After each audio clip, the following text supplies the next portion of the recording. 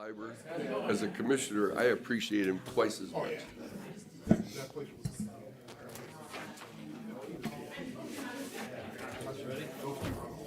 Yep. Okay.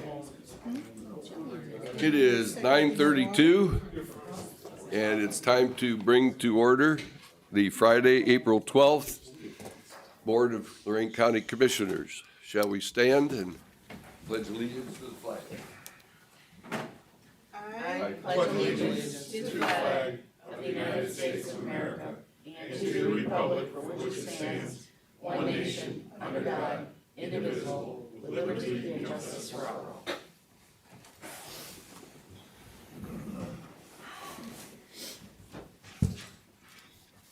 Commissioner Riddell. Here. Commissioner Moore. Here. Commissioner Hung. Here. We have two presentations today. The first one being Lorain County Coordinated Transportation Plan Approval for 2024-2028. Liz Choi, Lorain County Mobility Manager, United Way of Greater Lorain County.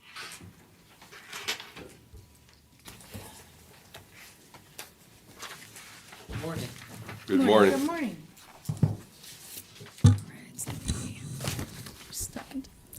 All right. Thank you, Commissioners, for your time. My name is Liz Choi, and I am the Lorain County Mobility Manager hosted at United Way of Greater Lorain County. Today, I will be providing a short overview of the Mobility Management Program and the corresponding 2024 to 2028 five-year rewrite of the Lorain County Coordinated Transportation Plan. So to start off briefly, what is mobility management? Mobility management is a federally funded, state-administered program run through the Ohio Department of Transportation. The Federal Transit Administration defines it as an innovative approach for managing and delivering coordinated transportation services to customers, including older adults, people with disabilities, and individuals with lower incomes. Mobility management focuses on meeting individual customer needs through a wide range of transportation options and service providers. It also focuses on coordinating these services and providers to achieve a more efficient transportation service delivery system. Simply put, the way that ODOT defines it, the overall purpose is to increase access to mobility for Ohioans. The legislation and funding designation comes through the FTA's Section 5310 program, Specialized Transportation, Enhanced Mobility for Seniors and Persons with Disabilities. The responsible state office is ODOT's State Office on Transit, and the local host agency is the United Way of Greater Lorain County, where Lorain County Mobility Management sits. So what are the overall goals of the Mobility Management Program? Ideally, we are looking to increase understanding and awareness of our community transportation needs and our current community transportation options and programs. We're looking to ensure that transportation considerations are included in local and regional planning activities. We're looking to increase local capacity for transportation services, and we want to assist individuals with accessing all of these community transportation options. So I'll give a little bit of an overview of the Coordinated Transportation Plan and how this all comes together. So per the FTA, coordinated plans, they identify the transportation needs of individuals with disabilities, older adults, and people with low incomes, provide strategies for meeting these needs, and prioritize transportation services for funding and implementation. So the Coordinated Transportation Plan ultimately summarizes the transportation needs and goals within the context of Lorain County's population and transportation landscape. Lorain County Mobility Management has an existing plan that was originated in 2018 and annually updated through 2022. And now the time has come for a five-year rewrite per ODOT's requirements for the 2024 to 2028 Coordinated Transportation Plan. And this is the first rewrite as the plan was originally created in 2018. So the Coordinated Transportation Plan is developed through both geographic and demographic analysis of the county and its population, but then also requires the input and feedback of the community at large. This is accomplished through activities such as focus groups, transportation surveys, Transportation Advisory Committee or TAC meetings, and regular attendance of local, county, and regional meetings. And I'm going to provide a few findings from our updated coordinated transportation plan, especially how it pertains to our senior populations and our people with disabilities. So this first slide here Here in Lorain County, you can see that the 65-plus age group comprises a large and growing percentage of the total population. That first chart demonstrates the total population by age group for the estimated Census Bureau's 2022 population of Lorain County and its comparison to the 2010 census population. So you can see here that the senior age group is a growing population. It comprises the second largest population after the age 50 to 64 age group. And its percentage as a total population is also one of the largest changes we've seen of any of the age groups within Lorain County. So ultimately, there's an important need to identify the needs of this aging population and their unique transportation requirements over the next 5 years within our coordinated plan. And then with regards to populations of people with disabilities, so about 16.3% of Lorain County residents self-identified as having a disability, with the most common types of disability being ambulatory and independent living disabilities. And of this 16%, about 74% of that population were seniors. So again, we're noticing a large population of folks who have unique mobility needs that need to be recognized, addressed, and advocated for throughout the county. In addition to the demographic analysis, through the workshopping and participation with community engagement, through focus groups and TAC meeting workshops, community members identified and prioritized 10 unmet mobility needs that you can see here on this exhibit. The top 5 I'll go through briefly. So the first is improving transportation for workforce, improving senior and disabled transportation, increasing access to medical services, connecting to Cleveland RTA, and increasing access to grocery stores. So all of these really roll up into the updated goals for the coordinated transportation plan that I've laid out here. So this is what the mobility management program will prioritize and focus on for the next 5-year period. The first goal is advocate for improved accessible transportation. The second, increase and support workforce transportation options. Advocate for increased access to medical and food locations. Advocate for transit infrastructure upgrades that increase transit rider satisfaction. And coordinate countywide efforts by evaluating transportation pilot projects. So how does this all kind of come together in practice, and where might you see myself, the Lorain County Mobility Manager, out and about in the county? Ultimately, my goal is to identify, coordinate, and activate with regards to transportation in the county. So I aim to connect resources, people, and funding across the county to address unmet mobility needs. I participate in planning processes at local, county, and regional levels. Especially with regards to the county, I'll be participating at the upcoming pillar discussion on transit this Monday that will be taking place as a result of the county's strategic action plan. I collaborate closely with Lorain County Transit on things like the microtransit pilot and other transit services. I work with local nonprofits to secure and coordinate 5310 vehicles for underneath ODOT's 5310 vehicle program for specialized transportation populations. And I'm here today asking the Board of Commissioners for your support via resolution that will be included in the coordinated transportation plan submission when we send that over to ODOT. Thank you. Any questions? No, very thorough. Oh, thank you. And when did they hire you? I came into the position January 2nd of this year. Okay, good. So pretty new, but definitely crash course in the county and the transportation needs. Nope, I do appreciate what you're doing. Yeah, this is something that we talked about earlier before we started. So, Yes. Monday should be exciting. Yeah, I'm very excited. Well, the part of the strategic plan is, what I think is even better. It's bringing everybody together that should be together, and we can start, commingling maybe a lot of our assets and helping everybody out at the same time. Yeah, very much in agreement. I welcome aboard, and appreciate the good work you're doing. Thank you so much. Thank you for your time. Commissioners, there is a resolution in front of you in regards to the support of the 2024-2028 Lorain County Coordinated Transportation Plan. We want to take that now? This one here, do you want to read this? I mean, I can read it if you'd like me to, but it's just the support of what she just talked about. Let's It's do a that. resolution, is that what you wanna do? It might be timely for everybody to follow if we do that. 'Cause if we show Immediately everybody after the how long this presentation. is. I mean, I can show, you want me to show it? Yeah, put it underneath the screen. I think that would be appropriate. Victor, could you pick that up, please?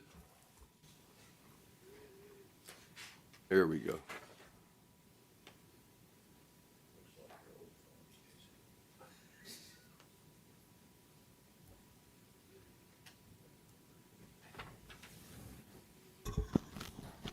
So we're supporting the plan that they're submitting to the state. It doesn't really interfere with what we're doing with our micro transits, right? It's just basically, okay. Because we see a lot of synergies with what you're doing and what we're doing and just. Okay.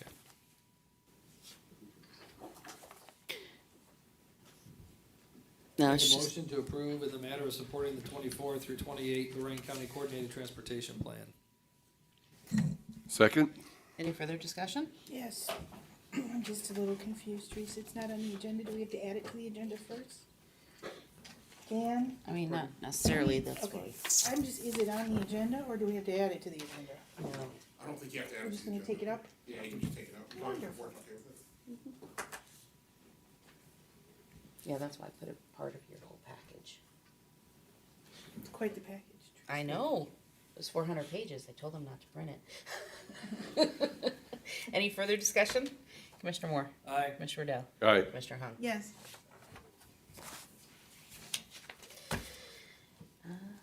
The next presentation is from Dave Greenspan, Special Projects on the Strategic Plan Update.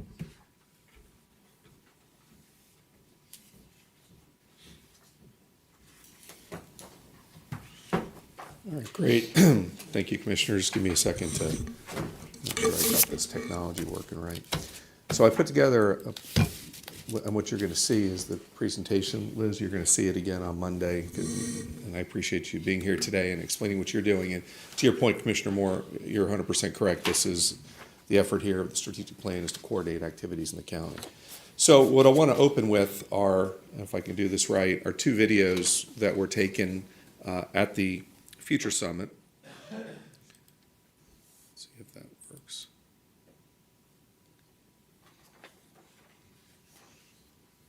Maybe it doesn't. Victor, what do you think? Should I skip it?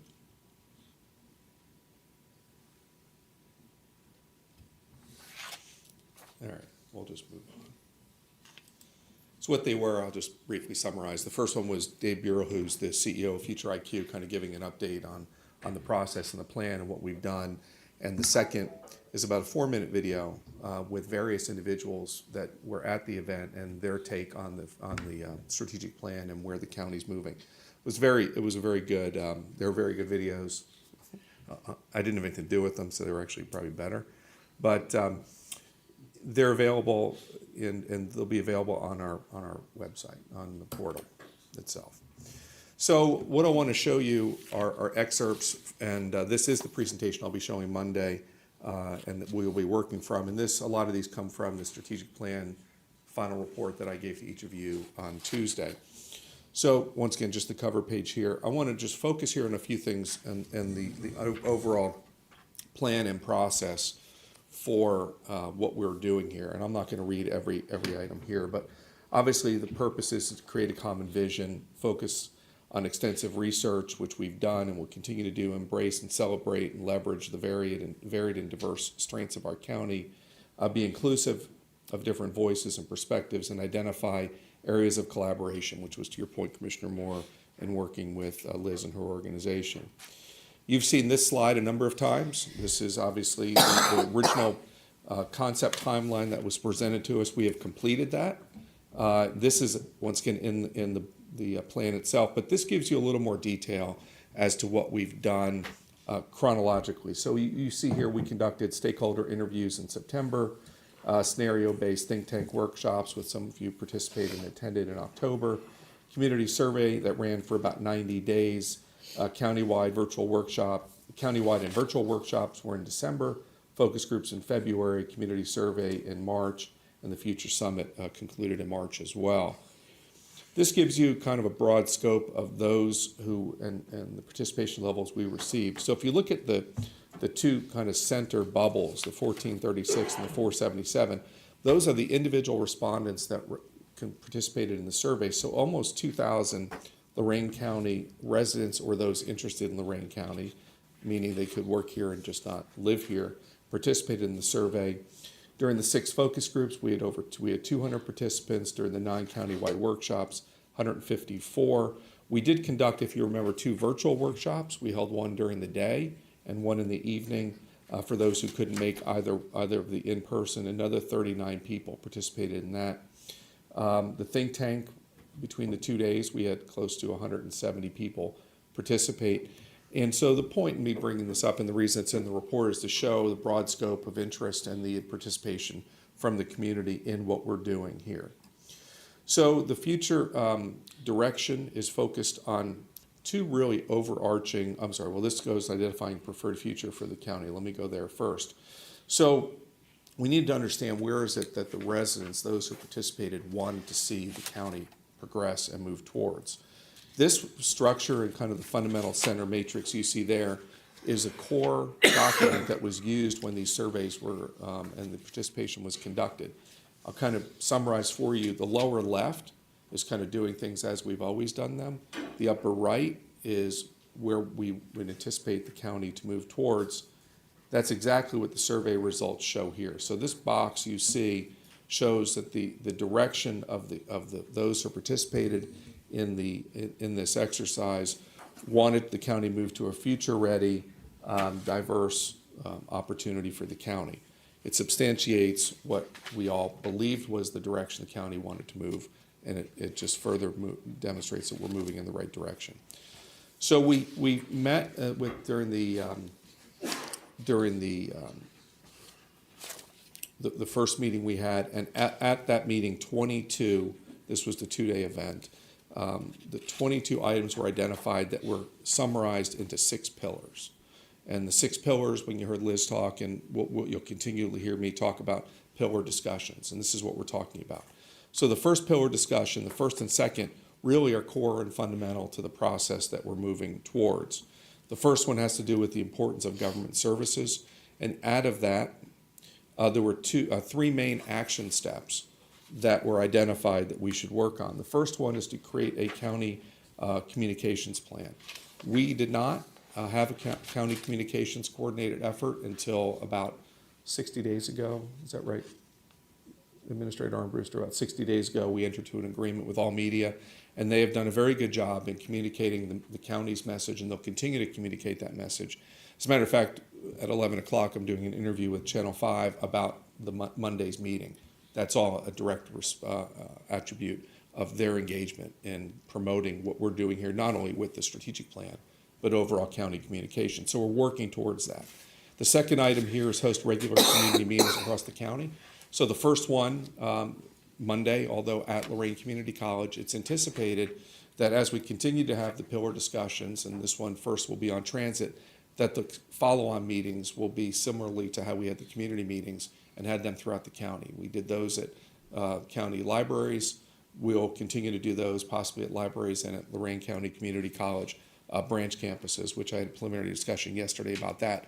So the first 2 items we're working towards and have already started fulfilling those expectations. The third is a little more challenging, but I believe we can get there. Explore the potential satellite offices and online services. We're going to be working towards that, so residents don't necessarily, and this is something we heard, to access county services. It's sometimes difficult to come down here to the administration building, so the discussion of possibly hosting county services at other locations throughout the county is something the residents would like us to see explore, and we will. The second pillar relates to facilitate greater county-wide collaboration. At the end of the day, that's the purpose of this strategic plan, is to parlay the assets and organizations that are working in the various areas to provide greater services to the residents. The 3 action steps here, and you notice they're in chronological order.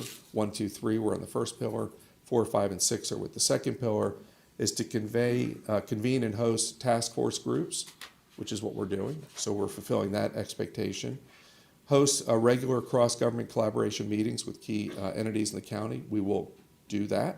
And identify opportunities to provide shared services between government entities.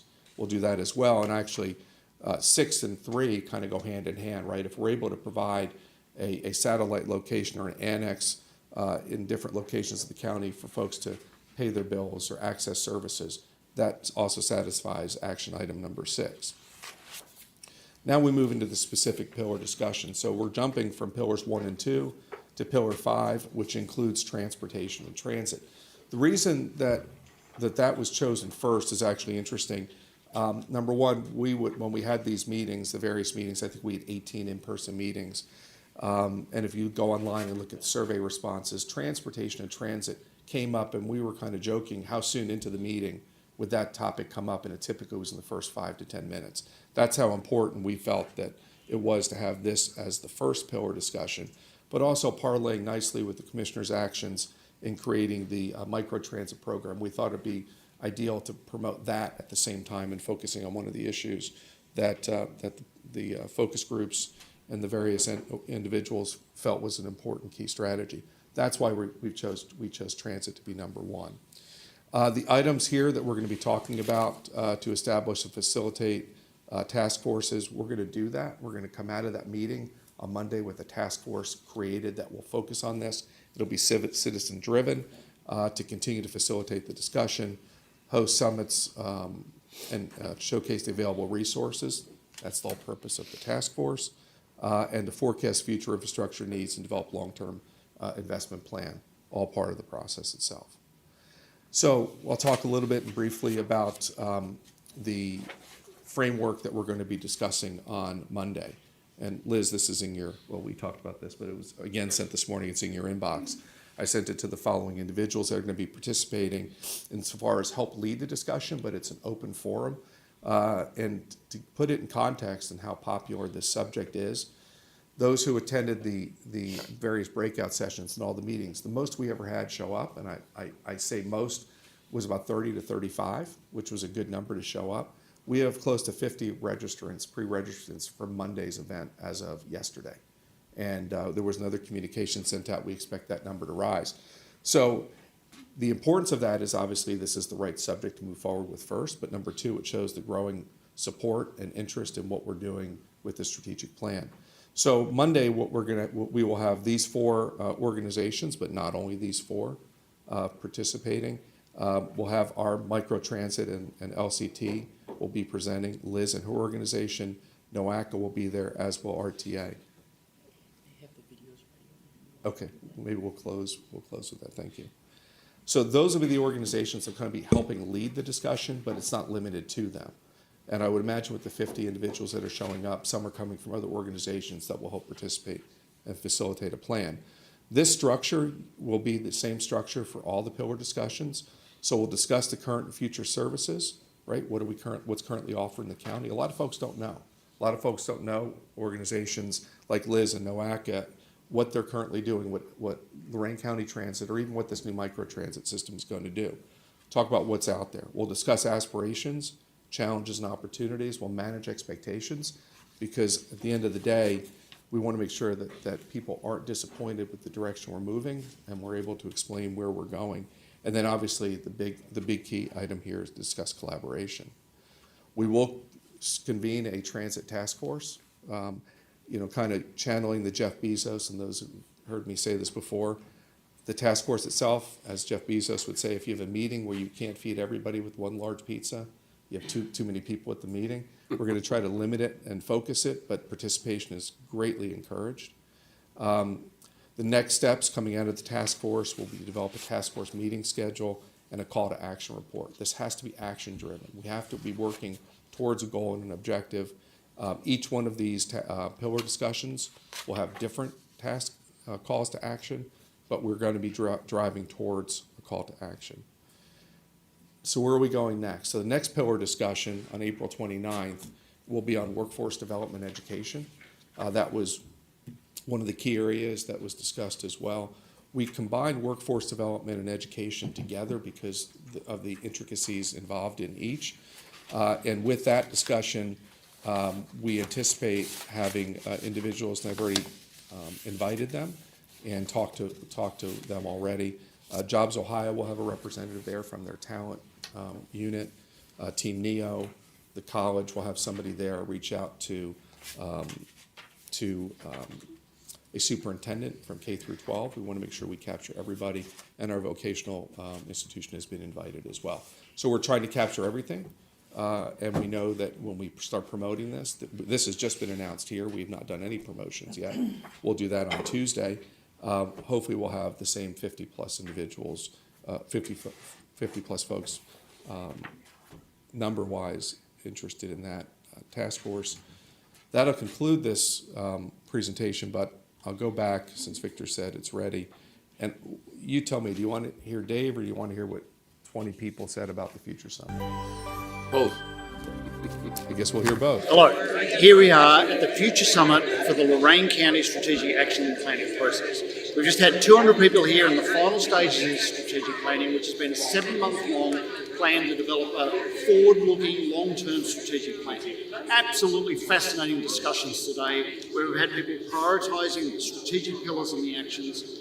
This is a county that is in a unique position between a major metropolis, which is Cleveland, and then the rural hinterland and on the edge of significant freshwater lakes and reserves. People have been really exploring, how does this community evolve? How does it build inclusivity and diversity? How does it lean into innovative industries and economic development? How does it revive its downtowns? All sorts of fascinating discussions. And this strategic plan lays out the roadmap and starts the process of a new direction for this county. You can tell by his accent that he's from southern Lorain County. Right? All right, Victor, go ahead and roll the next one.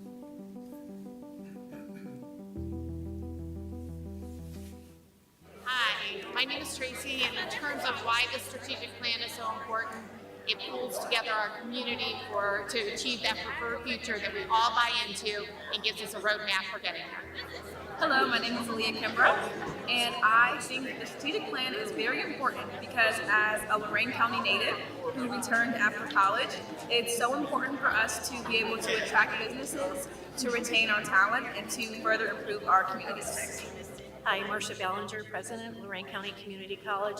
Very enthusiastic about the foresight and looking at the strategic plan for Lorain County because it really helps to create what is that more vibrant future for all.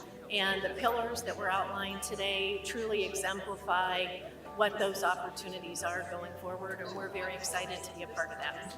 Hi, my name is Victor Leandri. I'm the director of our center. What I'm more excited about this is that there's a lot of initiatives in Lorain County, and the energy is so contagious that I think if we align all these opportunities that are in Lorain County, we're going to be in a great position. And I think we're in a great place for the future. So I'm super excited. Hi, I'm Billy Swanser. I'm the Vice President of Lorain County Association of Realtors.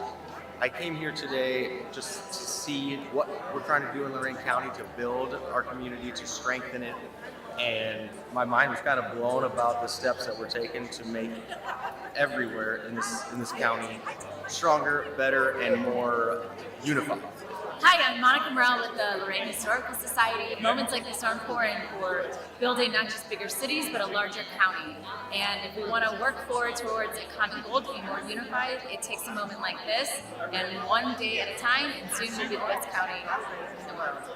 Brandon Timke, I'm with the Lorain County Community Development Department. A lot of different topics, a lot of different issues that are important to individuals throughout the county, and I just think it's great to get everyone together and kind of talk through what they think is important and see how we can collaborate and put those plans together. Hi, I'm Tina Kimbrough. I am the Executive Director for the North Family Foundation. Excited to have been here today to listen to the new strategic plan for Lorain County. I think I'm most excited just to see the collaboration and everyone working together. Hi, I'm Sarah Stolgenbauer. I am 4th or 5th generation Lorain. Lorain County is sitting on a gold mine. Between the lake and the rivers are really long history, not just in manufacturing, but in the arts and culture. And I'm just really excited to see that there's a plan and an infrastructure in place to help everybody work together to make the best out of what we already have. Hi, my name is Shelley. I think the most important thing about the strategic plan is how it's bringing everyone together within the county. We can make a lot of change for the future. My name is Bill Hudnut. I'm the publisher of the Chronicle Telegram here in Elyria, and it's really interesting to be here with a lot of community leaders and people that come together to figure out what's best for the future of our communities. Hello, I'm Kimberly Hazelgrove from Second Harvest Food Bank, and what I find real energizing about this effort is that we are looking at Lorain County as a whole and all of the needs that the county residents have. Housing, transportation, and food access is very important to us. I'm Marilyn, and I've been so happy to be involved with so many aspects of this. I've done strategic planning for a number of organizations around the world, and I must say this is the best I've seen. This is Dave Greenspan, Lorain County, Ohio, and the strategic planning process that we're undertaking right now is a phenomenal opportunity and exercise to further our county to meet the needs of the future. Without future IQ's assistance in helping us guide through this process, we would not be where we are today or poised to take advantage of the future opportunities. Okay, we probably could have done without the last presenter, but. Yeah, who's that last guy? That's okay. So that kind of concluded my presentation, unless there are any questions. No? No? Okay, great. Thank you. Thank you. Just one comment. This is a critical point in the strategic planning process because while we don't have the solutions to the questions, we have the framework built. And I would be remiss if we didn't, there's a lot of fancy data and charts and stuff in the project that Dave has compiled. And I encourage people to get on the county website and click on the strategic plan and get to some of those things to confirm what you're hearing.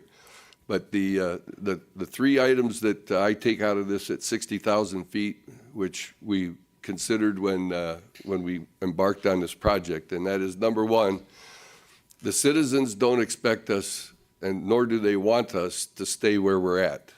They're not satisfied that we're fully utilizing our resources.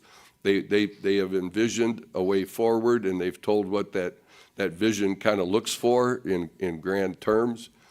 The other part of that is that they believe that there's a way to get there, that the collaboration is the way.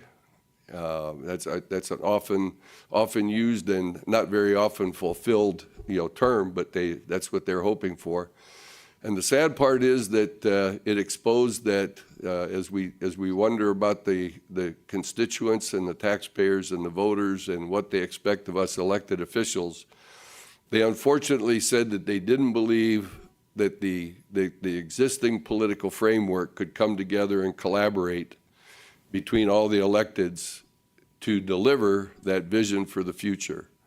And so I'm reaching out to our other elected officials. We do not want to steer the ship, but we would like to provide the framework for collaboration. But I encourage all the other electeds and department heads and those who head agencies and departments underneath the commissioners to participate in the pillar discussions where they can hear firsthand what the citizens expect. And hopefully we can get all the electeds to work together for the benefit of the citizens instead of the benefit of the system itself. So I'm very encouraged by what we've seen for the quality of work, and you've heard from a bunch of the citizens in that video. The onus is now on us to deliver that, and we're going to have to roll up our sleeves and do that. Thank you, Dave, for your good work. Okay. Under resolutions number 1, investments.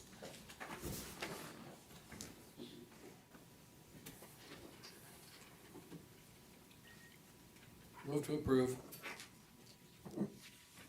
Second? Discussion. Commissioner Moore. Aye. Commissioner Hung. Yes. Commissioner Dell. Aye. Number 2, appropriations.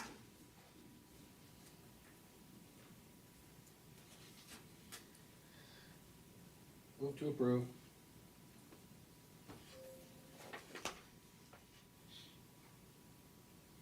Second? Discussion. Commissioner Moore. Aye. Commissioner Dell. Aye. Commissioner Hung. Yes. Number 3, transfers.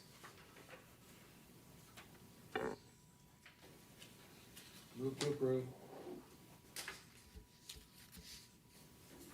Second? Discussion. Commissioner Moore. Aye. Commissioner Dell. Aye. Commissioner Hung. Yes. Number 4, advances, repayments. There were none. Number 5, requisitions.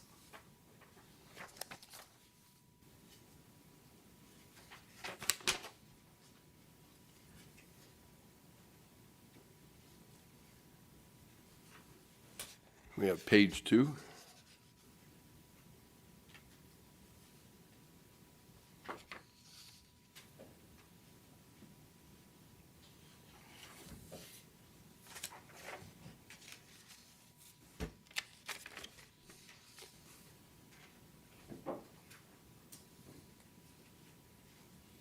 Okay. That's 2 of 3. There we go.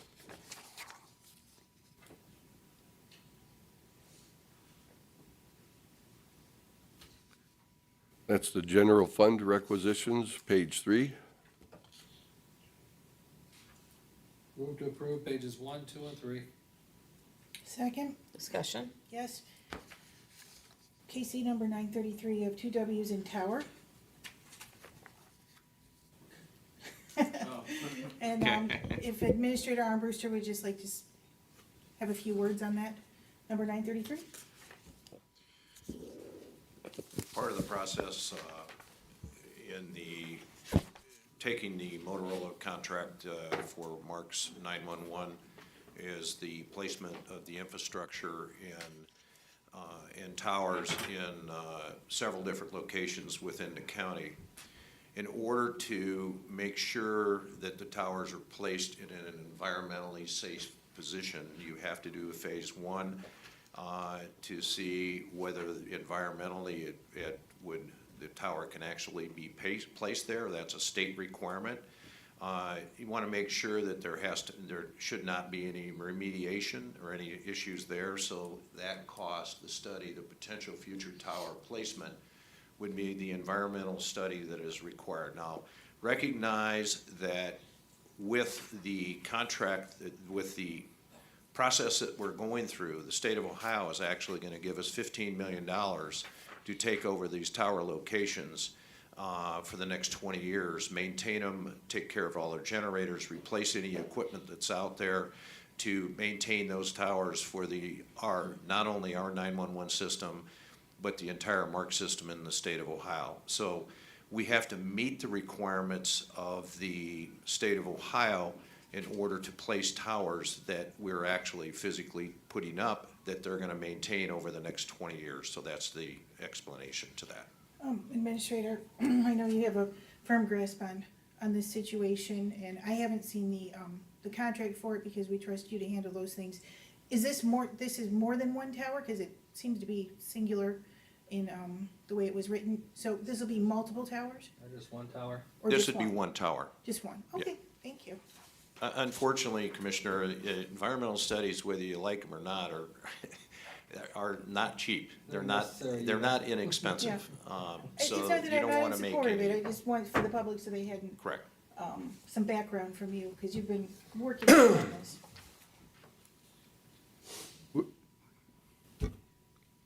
Jeff, would it be appropriate to say that we're kind of fronting this because we need this information in order to make a good lease? And That is correct. And eventually, if that lease comes to fruition, we will be reimbursed for this by Motorola because it's part of their contract. Yeah, that's my understanding. Yeah, Yes, it's if- part of their if it moves construction forward, costs. Yes. But This is- it's our responsibility to provide locations, and in this particular case, the environmental study is necessary in order to complete the negotiations for the lease. Right. That is correct. And this is a not to exceed number of 5,000, so it may come in below that, but yeah, this is a If not we to don't exceed run into the 5,000. Indiana bat, we'll be fine. So you said it was one location, Mr. Armbruster?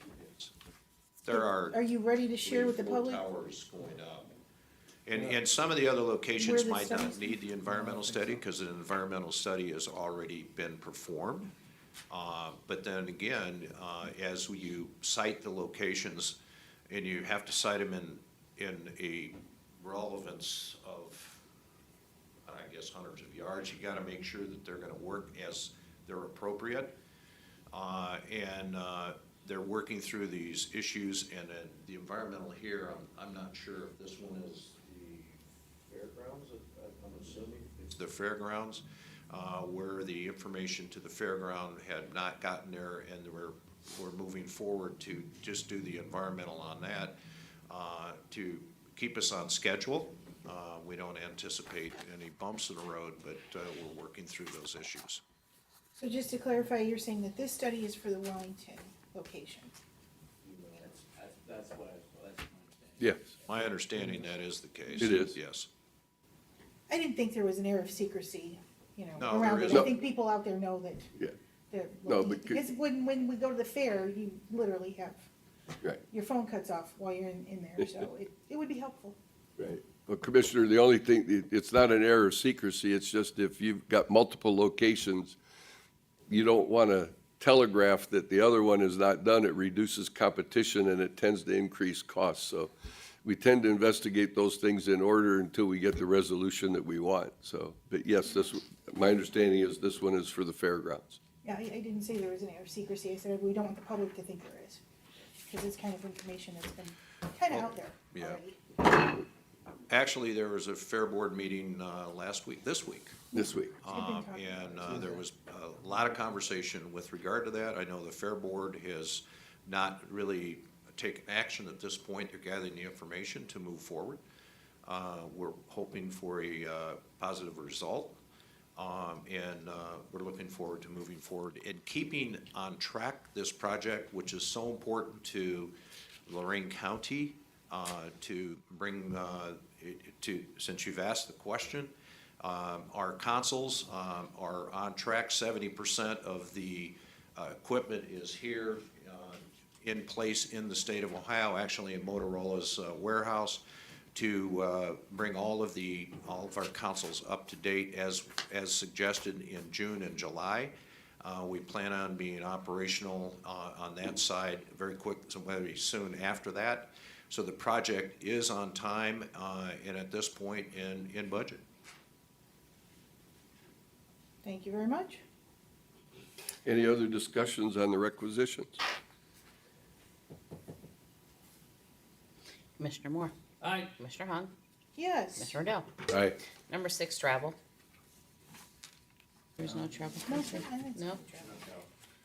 Okay. Number 7, bills. Right. We have 6 pages. The first 2 are the general fund. I apologize for the confusion a moment ago. My pages were not in the order of the TV.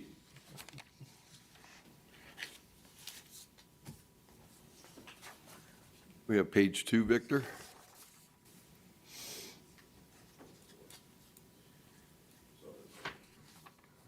Okay, on to the special revenue funds, Victor.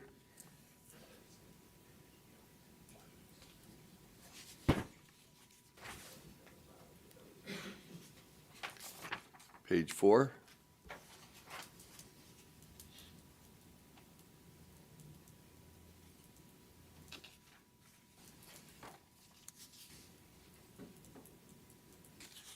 And then we have some special ones, page 5 and 6. Move to approve. Second? Discussion. Commissioner Moore. Aye. Commissioner Riddell. Aye. Commissioner Hung. Yes. Number 8, county commissioners may recess an executive session to just consider the appointment, employment, dismissal, discipline, promotion, demotion, or compensation of public employee or official, along with any other matters as specifically identified by motion in accordance with the Ohio Revised Code 121.22G 1 through 8. Unless expressly stated otherwise, during executive session, matters discussed in executive session are designated by the county commissioners as confidential. Because the confidentiality of such matters is necessary for the proper conduct of government business, any disclosure outside of executive session is prohibited by Ohio Revised Code 102.03B. While in executive session, the county commissioners may discuss and deliberate on the matters at issue, but no votes may be taken until open session resumes. I understand we're going to executive session today. Yes. Okay. See, I don't have any paperwork for agenda items or public comment at all at that matter. D, is there any old business? No. Nope. E, board business. Number 9, approve and enter in 2024 participation agreement with Corsa, effective May 1st of 24 through April 30th of 27, in accordance with the Ohio Revised Code, Section 307.441, 2744.08, 2744.081, and 3955.05. So moved. Second? Discussion. Commissioner Moore. Aye. Commissioner Dow. Aye. Commissioner Hung. Yes. 10, authorized payment to Corsa in the amount of $825,311 for the 24-25 insurance renewal premium. This is effective May 1st of 24 through April 30th of 25 and will be paid from the Corsa insurance policy account. So moved. Second. Discussion. Yes, Dan, can you just for the public review a little bit on that and what our deductible is when we have a claim? For course. Depends on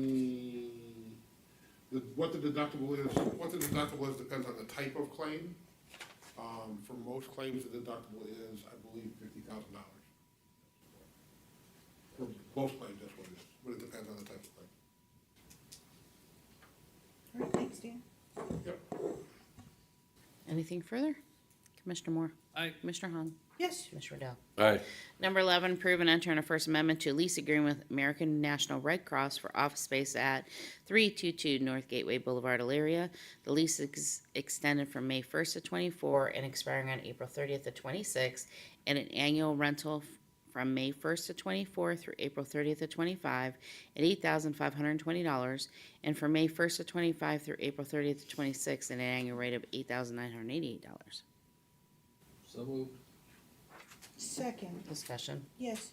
County Administrator Armbruster, did we increase the rent there, or did we hold the line and keep it the same? For the Red Cross to rent the space at the Gateway Building? We are not using the Red Cross, we're not, at the Gateway Building, that's not being used at this point. I mean, we have the Record Center in that facility. Okay, well, where they're leasing the space, the Red Cross, weren't they leasing it already? I was just wondering if the price was the same or if it went up. Do you know, Casey? I don't know. It went up. Yeah, it's going up this year and next Here. year. It was at this price. Yeah, I just last didn't year. know what it was last year. Oh, there it is. Okay. Gotcha. I don't know why I don't see, oh, because that's the old one. Okay, I just have the new one. All right. It was like, Thank you. Correct me, they are next to EMA, they actually moved, and I consider them as part of EMA, they're right next to EMA in the same, Yeah. in the same building now, and I'm thinking of the second floor, where actually the Office of Older Adults, we actually moved them over to, Jim Miller's building. Port Authority. Sounds Office of good. Older Adults. Thank you. anything further? Commissioner Moore? Aye. Commissioner Hung? Yes. Commissioner Dell? Aye.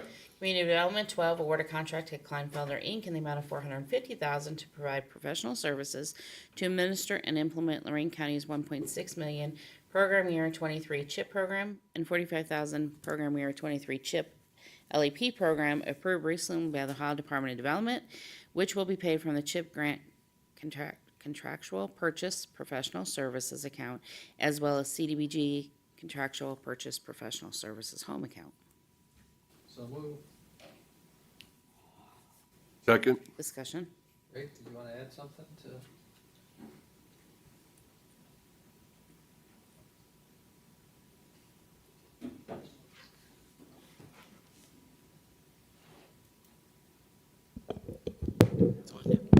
Thank you. Good morning, Commissioners. We do have Brandy Cowell from Kleinfelder Inc. with us in case there's any information that you needed additional.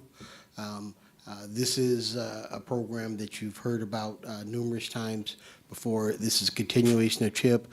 This particular round, we will be working with Kleinfelder for the next 2-year cycle. And we should be able to complete probably 40 to 50 projects through the CHIP program across the county. So we look forward to working with them. Hopefully we will be able to deliver a lot of quality rehab programs across the county to individuals that meet the income eligibility. Thank you.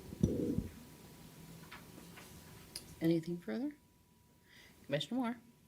Aye. Commissioner Riddell? Aye. Commissioner Hung? Yes. 13, approve and enter an agreement with Neighborhood Alliance in the amount of $85,500 for the Meals on Wheels program. This is effective retroactive to September 1st of 23, expiring August 31st of 25, which will be paid from the Contract Services Meals on Wheels account. So moved. Second. Discussion. Alicia? This is your chance to tell us what we did wrong and how we're fixing it. You haven't done anything wrong. Good morning. Thank you for letting me have a few minutes to speak. You haven't done anything wrong at all. I think, my priority is always getting food out the door and into the hands of our seniors and the community. And we are working through what has now become a hefty wait list once again, which is unfortunate. I know at the beginning of the pandemic, we were able to clear that. Our kitchen is now up and running. We had proposed to you and gotten your support on the kitchen build, and we had said we would do 360,000 or 350,000 meals by 2026. We're set to hit 360 this year already. So the need is continuing to grow for seniors in our community, and so this funding will help us to continue to feed them. And we are looking at innovative ways that we can redo our routes and reconfigure what we're doing to try to eliminate that wait list even further. So the kitchen is moving forward. We are cooking out of it. Everything's good, but it's a slow and painful process to do that. So we'll continue to give you updates as we go. You're always welcome to come and visit and see what we're doing, or do a ride along with one of our drivers if you're interested, and see the work that we do in the community. But thank you so much for your support, and we'll just continue to do what we do. Thank you. Mr. President? Yes. Alicia? Director Foss, actually. Thanks for all you do. We really appreciate it, and you always keep us updated, and usually you have an approximate number for us on the wait list. If you could give us that, give us how just regular folks could help you out in your organization. Yeah. And can you give us an update on the construction? Of Haven, yes. I can't. Okay. We always have lots Only of things 3 going on. So we actually, as of 2 weeks ago, had about 450 people that were on our wait list for home delivered meals. My team has been working overtime, extra hours, trying to get assessments done. We have a process that we have to go through to prioritize the need and try to get people off that wait list. We're now down just under 400. We did get a new truck about 4 weeks ago. That was actually a truck we've been waiting on for a year and a half with all the delays in manufacturing those vehicles. It took us that long to get this new truck. So that will be out on the road now for this group that we've just gone through the assessment. So we're just under 400 people that are still waiting, and we're continuing to process those applications and get people on the list as quickly as we can. So that was question one, right? And then how can people help? How can people help? Okay. So our biggest need right now is vehicles. I think that's the biggest holdup for us. Is the vehicles will hold about 60 meals each delivery route that we do, 60 to 100. It depends, though, on the distance that they're going. So as we travel out into southern Lorain County, it's a little bit further in between houses and things like that. We can do fewer meals on those routes, so we don't fully load the trucks, or our drivers wouldn't get back until midnight, and we would prefer that they don't do that. So vehicles are something that's really important. So anyone that's interested in helping to fund a vehicle, if there are businesses out there that would like their logo on the side of a vehicle, if they pay for a vehicle, we're happy to wrap it and put their logo on it. But that's really our big holdup right now. We have funding from various sources, including this grant from the resolution that you're looking at today, that help us to pay for those meals, but we have to have the infrastructure to deliver them. And those trucks are hot and cold climate controlled, and they're driven by a paid driver so that they have continuous contact with those residents, and they're able to learn the routines and save lives and learn information that maybe they wouldn't give out to anybody else because of the rapport that they have. So the vehicles and the drivers are really crucial to the success of the program and our seniors.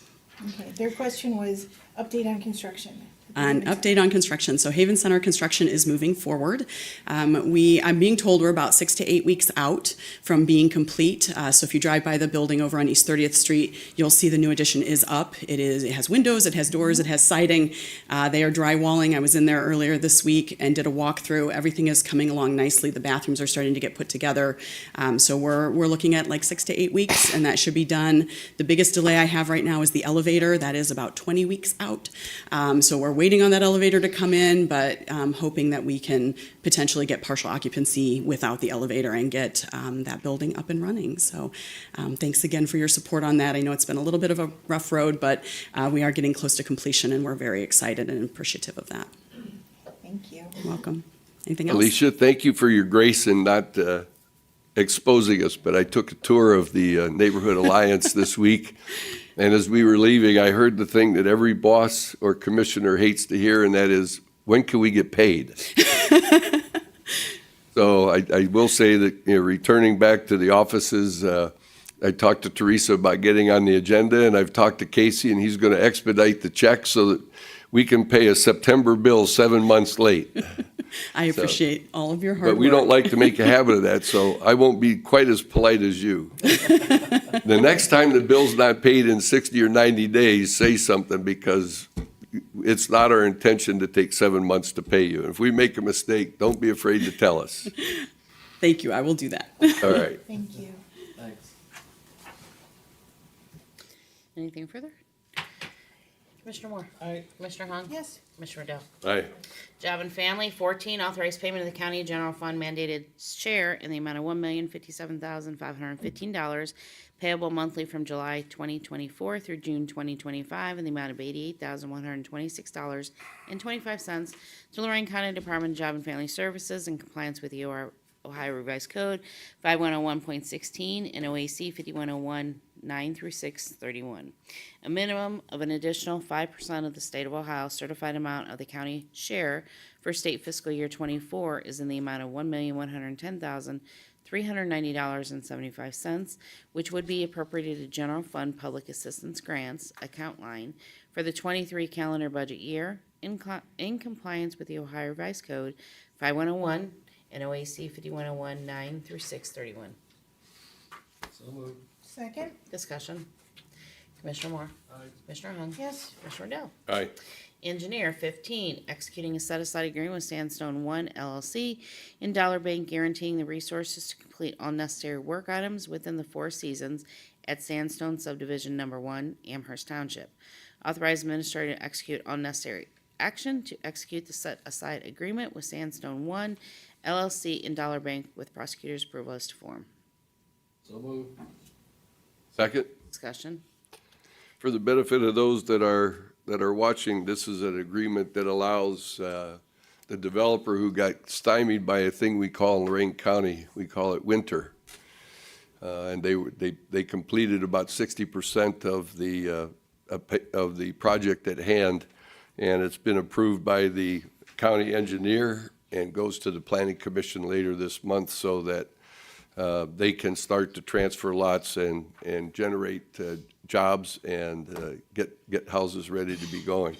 So it's a normal event. You may see this from time to time in the future. We're going to be working on some different guidelines, but this allows the Dollar Bank has set aside the money to finish what hasn't gotten done yet due to winter and the last 2 months worth of extreme rain. So this is good for getting the economy going and getting construction workers back to work and not having to wait until next September to get to go to work. So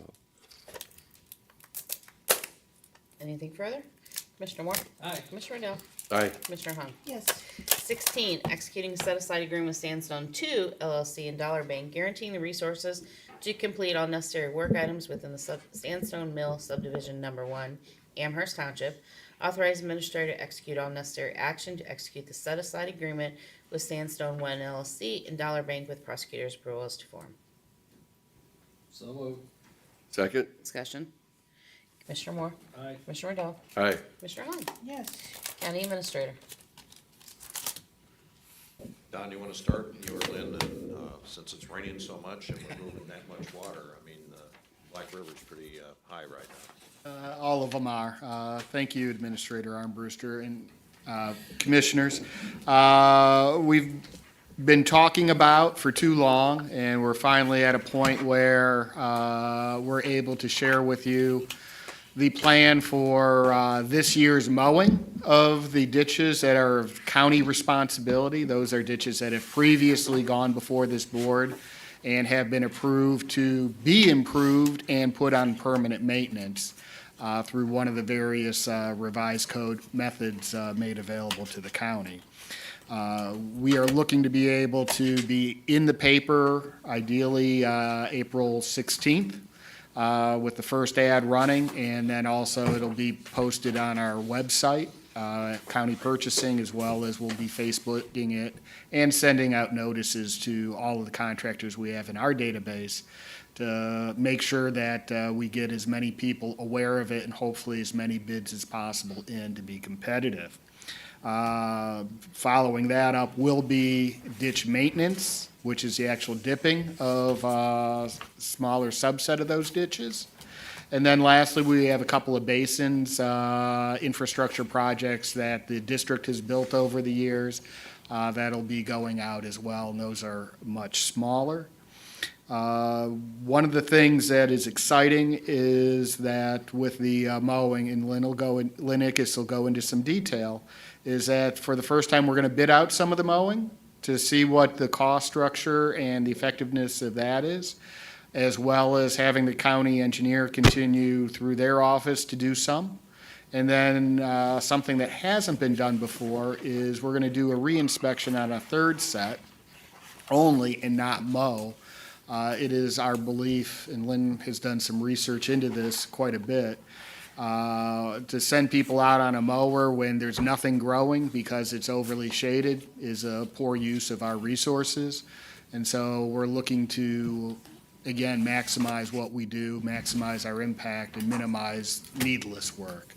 With that, I'm going to turn it over to Lynn, and hopefully I didn't cover too much of your things.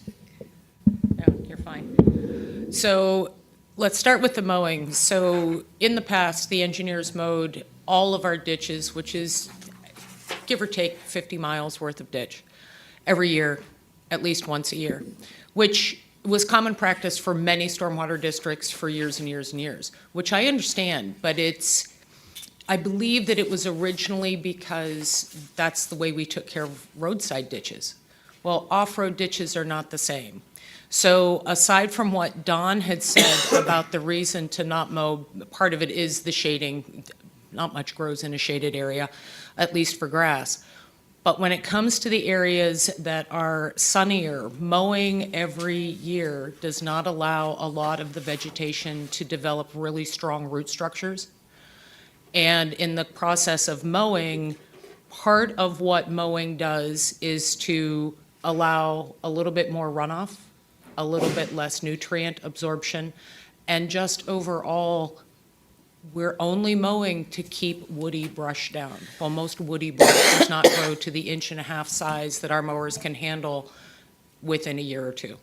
So that's why the 3-year cycle. So we'll do no mow, county mow, subcontractor mow this year.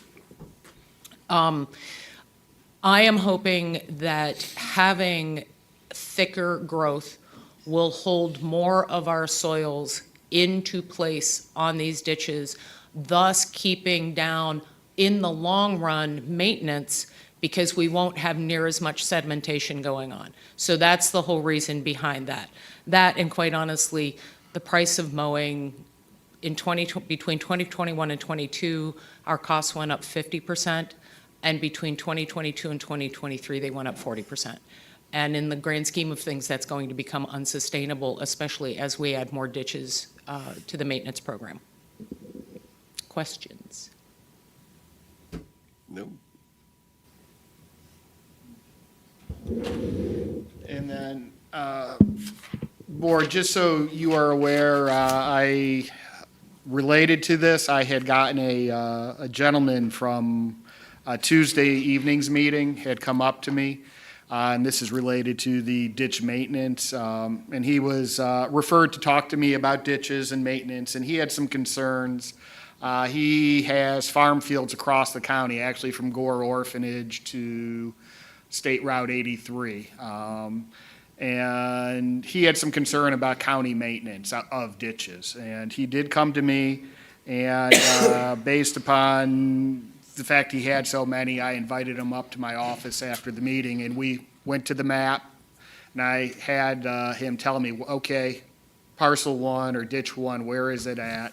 We clicked on it, or got there, looked at it. It was not a county ditch that had been accepted by the board and on maintenance. So we went to the second ditch, same thing. Third ditch, same thing. Fourth ditch, same thing.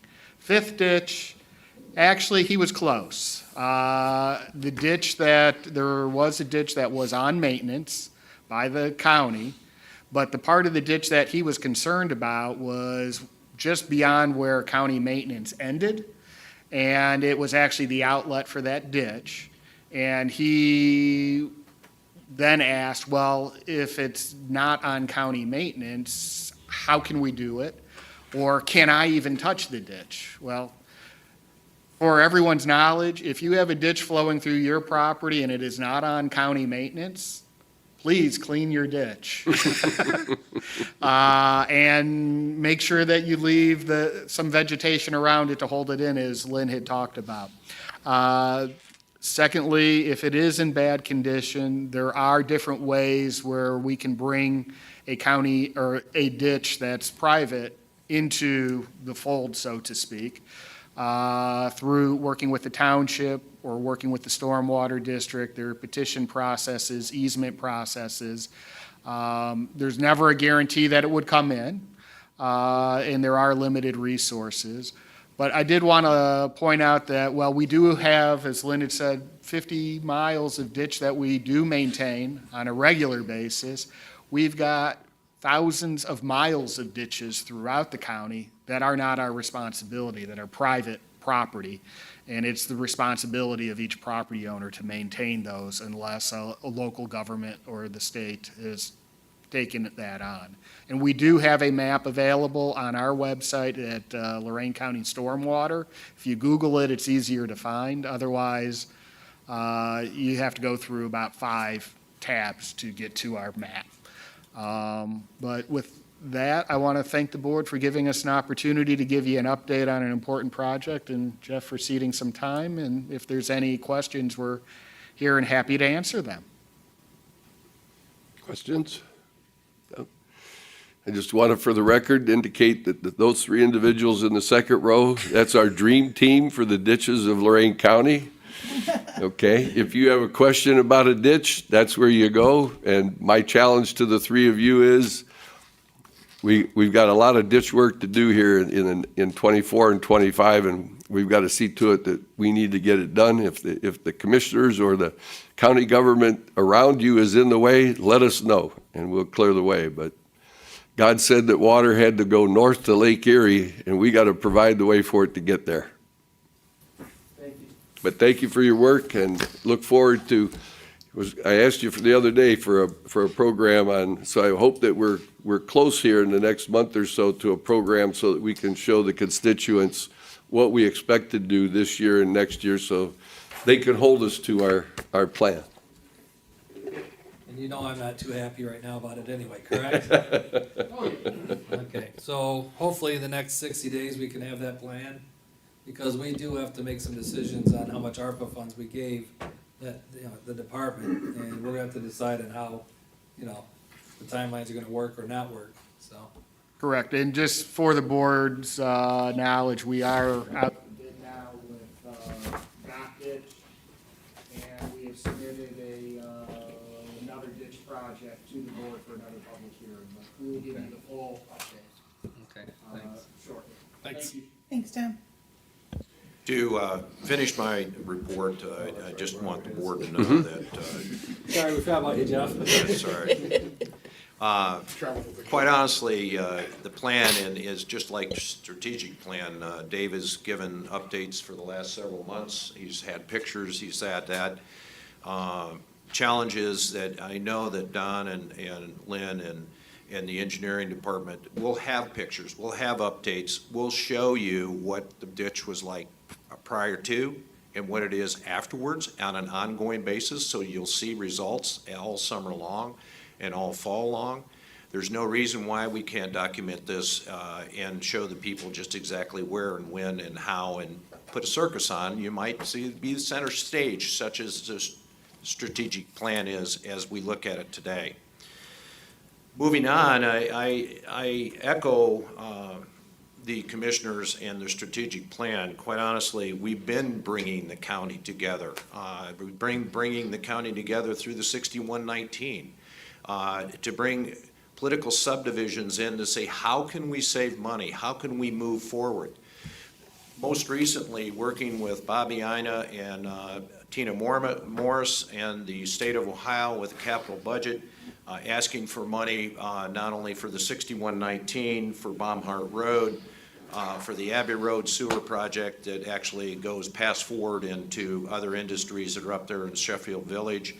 And then most recently, as we've been studying the jail project, hopefully we'll have that completed here in the next 60 to 30 days so that we can get a levy on to the sales tax levy on in November if the commissioners choose to go that direction in order to pay for the facility that is so badly needed, not only for the general population, but for the special needs people that are actually out there that are somewhat melted into the general population, and we need some extra support for them, beds for these people that are not only mentally but physically challenged if they're in jail.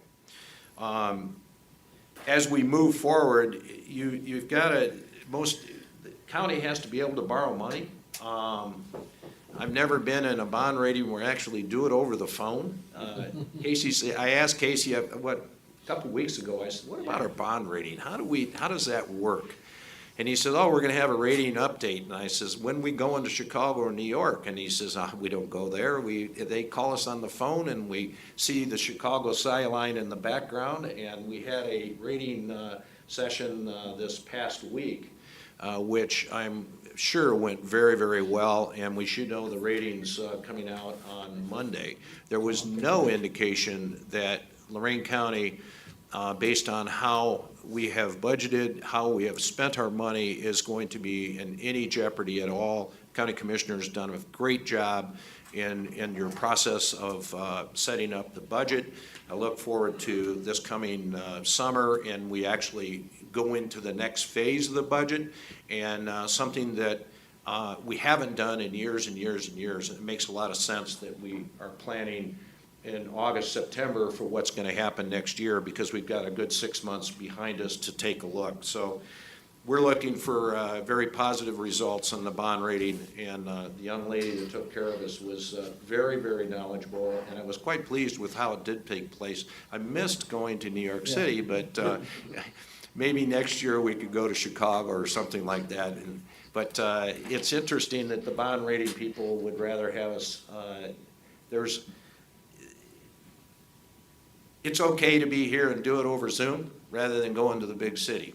But with that, go ahead. With the Justice Center, went to New York City, and it was right after 9/11. So it was interesting when you're in person to hear the firsthand stories, and I think it was myself and Mr. Cortez. So we got to go to New York, and yeah, that was interesting. So we get to meet with we went with different bond agencies like Fitch, Moody's. I don't know, what would you guys talk to on, was it just one bond agency? Just Moody's? Okay. Yeah, the main thing, I remember when I spoke, is like the financial well-being of our county is what gets us those ratings. And by getting those AAA ratings, we get cheaper interest rates, so. Well, Commissioner Riddell, we went to New York City when we were in North Ridgeville. I don't know why we did it. 3 times. You're not in North Ridgeville anymore. Thank you. County Administrator, you guys have those big monitors in your office. You didn't have those in North Ridgeville, did you? Oh, we did. Oh, you did? So, It's still cheaper than going to New York, just not as fun.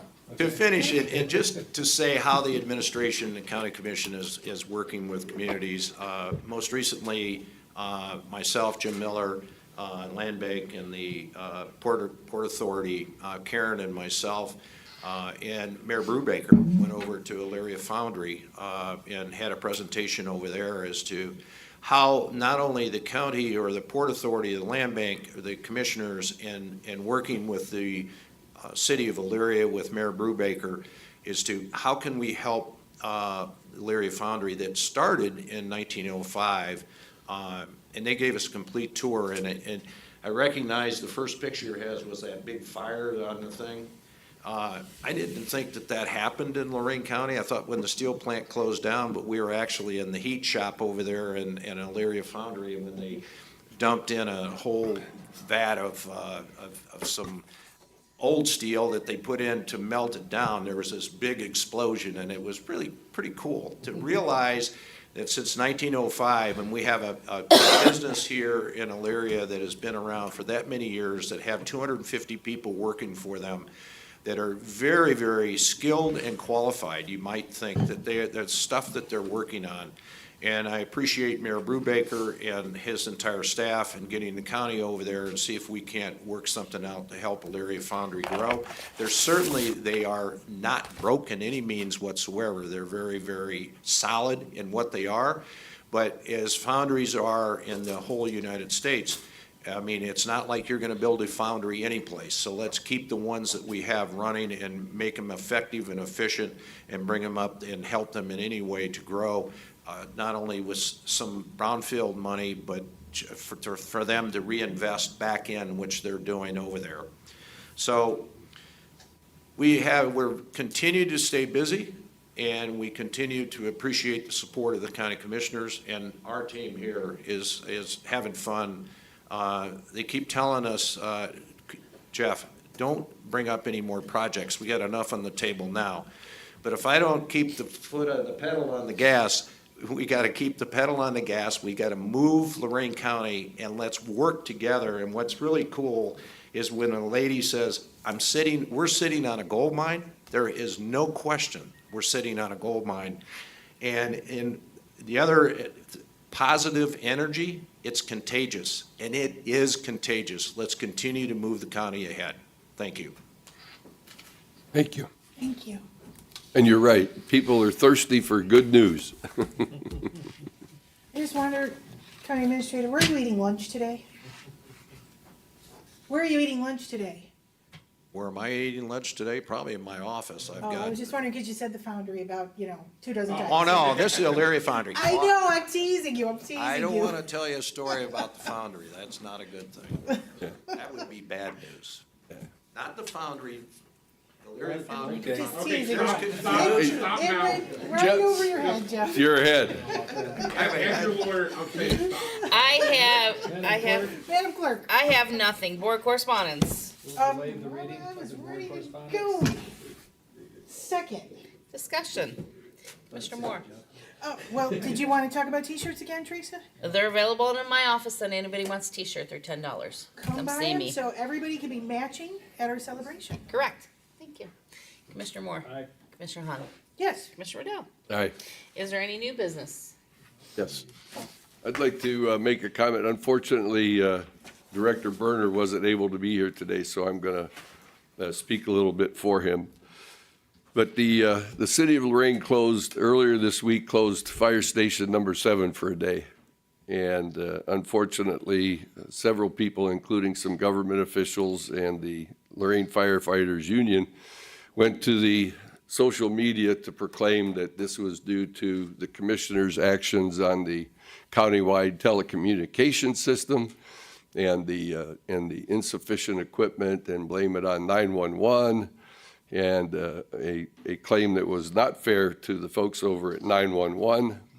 And unfortunately, it got picked up, and as Paul Harvey would say, they didn't get the rest of the story on how an incident was created in order to further someone's personal or group agenda. But Lorain has an old legacy radio system, and it's symptomatic of what we're trying to fix in Lorain County. There are multiple radio systems that do not talk well to each other. This process will be solved if Mr. Armbruster can keep us on target. It'll be solved by next summer, when we will have a single countywide system where everybody will be able to talk to each other. The folks at Fire Station 7 tried to hook up some new equipment to their old legacy equipment and caused a communications breakdown. Our vendor was dispatched to make sure that, what was going on, because we take a responsibility for leadership in what they call the locution system, which dispatches fire departments and fire equipment. unfortunately, due to a well-expressed different agenda, the fire department was recommended multiple ways that they could work around their problem that they created until it could be corrected, and they chose to close the fire station down when they didn't need to.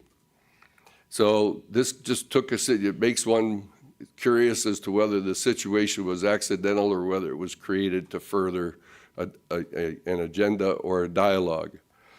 But I think it's troublesome for two things. First of all, I think that those that were involved in this thing, they cast a bad aspersion on a good group of people, our first responders, who are generally the public above self, and this is a case where self was put above the public. Second, we as commissioners have no authority in it except to stand up for the good work that's being done by our folks at 911 on a daily basis. And we do have the ability to suggest that maybe council in the city of Lorain and the mayor ought to get together and investigate how this incident occurred, how it became the subject of personal agenda. You know, this was not put out by the leadership of the city of Lorain, but it certainly didn't put Lorain in a good light, and expose how it is possible that the city of Lorain could shut down, how the employees of the city of Lorain could shut down a fire station and expose residents on the west side to a reduction in service and protection without any good reason. And so I just wanted to make that comment. We have, unfortunately, Director Berner was not able to be here today, but he deserves to be commended for the activity that took place on a problem that was not ours, but we took the leadership to try and resolve. Commissioner Riddell, Director Berner is in direct communication with the people that were involved to fix it. There is going to be written documents as to what took place, how it was changed. So the investigation, quite honestly, on our end is already taken place, and it might already be in hand over at 911. I'm not sure if the report is done. I know it started. I'm not sure exactly when it started. We were somewhat involved in it. Our contractors, private contractor was involved in it, I don't know, originally, or got involved in it. And they could not fix it, and then they actually asked us to get involved. So Vasu went over there and actually resolved the issue as we are now. So I've asked, and I know Director Berner's asked for a written report as to what took place. So at least we'll have that documentation. Thank you. Good work. Mr. President? Yes. Since we're talking about directors, I wanted to mention, I don't see Director Freeman here from ERA, Jeff, but on Friday, went out on the WEN system, a test for the alerting system, and it was only a test to have, on Wednesday, we did actually get the alert, and those who are signed up on the web system got the alert about the natural gas odor. And I know as a commissioner, I got several messages that day asking about it, and I had just screenshotted what Director Freeman had sent out. I'm sure my colleagues got a message too. So wanted to thank, and if you could extend our thanks to Director Freeman for putting that out, making the public aware of what was going on with that. Yes, and I'm hopeful that in reading and where we are now, I don't think the smell is completely resolved based on the chemical that they use to put into the gas for the smell. And certainly what we want, if you do smell it, you should call it in and make sure that it is safe that's out there from what I've seen. I'm not sure if we still have it in Lorain County or not, but the WIN system is a very good way of, if you've not signed up on it, you should sign up for it, and it's a very good way for us to communicate with the average citizen that's out there to let them know that there is an emergency or there is something happening. Thank you. Is there anything further from the board? Was that a motion? I'll make a motion to adjourn into executive session for the reasons stated by Assistant County Prosecutor Dan Petticourt and the clerk earlier. I never said anything. I don't know. Yeah. Oh, I do you have don't know reasons? I was gonna try to get you out of here without that. I was too. I was hopeful. Yeah. I was hopeful, but, yeah. 11:30, so. I don't know what the board wishes to discuss in exec. If the board wants to go in exec, we can talk about, Yeah. I know you wanna go into exec. Yes. But I don't know, I know this is hard, Jeff. You're not a member of the board. Well, I see we have somebody here that probably wants to talk to us about a legal matter, so I think we need to go, don't we? Isn't it? Kevin's here. Yes. Okay, yeah, so we've been going there to talk about personnel as stated by the clerk, to discuss current or potential litigation, and I also have, we can update you on, some public contracting as well, so. for Those reasons. Yes. Second? Any further discussion? Commissioner Hung? Yes. Commissioner Dell? Yes. Commissioner Moore? Aye. I hurried you along there, Dan, because I had to go to the bathroom. Jeez. Sorry. My phone is I have to tell you to stop making meetings during freaking Friday morning. Except these meetings, Okay, I'll hurry up and body. Would you like to take this into executive session?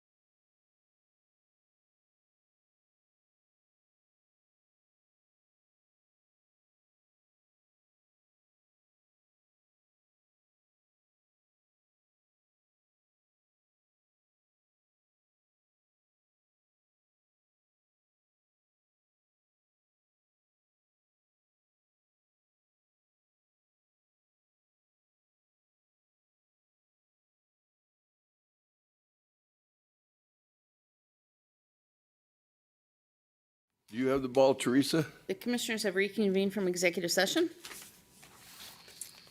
The meeting is now in session. You're back in session, and our last action to be taken is the approval of the personnel summary sheet. Second. Teresa, do you have it there to put under the thing? I do got it. not. I'm that way.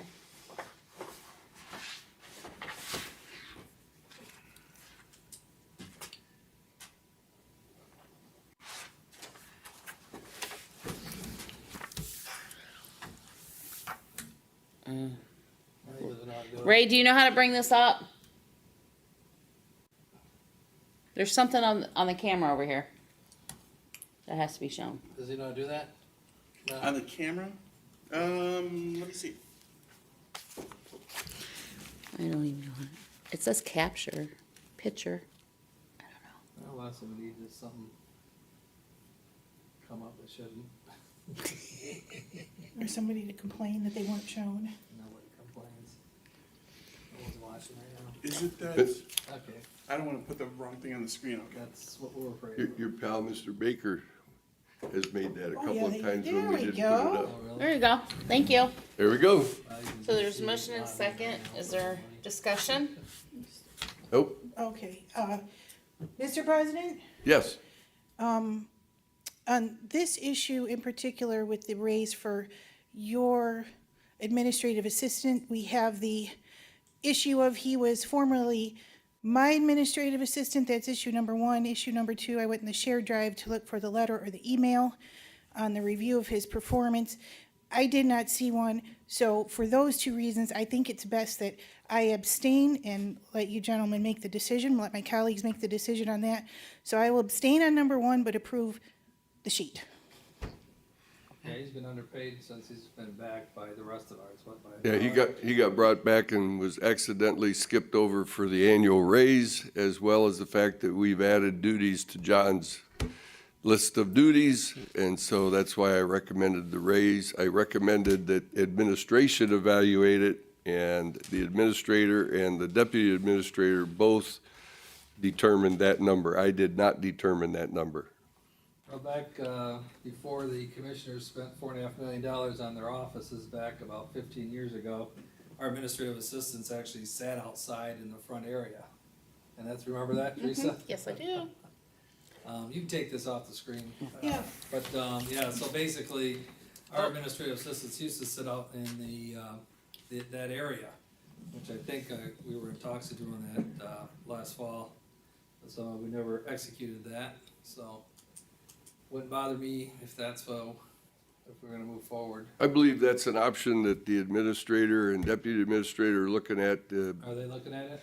They're based on, but before we go reorganizing desks and whatnot, they want to make sure that we can live at this staffing level so that we don't reorganize it and then, oops, we're out of space. So, That's why we haven't hired anybody to replace people up here. right. Okay. Anything further? Commissioner Moore? Aye. Commissioner Dell? Aye. Commissioner Hung? She's got Yes, with the abstention. Okay, we are adjourned. Where is all my paperwork? Oh, it's right Yeah, here. I'm gonna come Yep, with you, that's right. Teresa. Okay.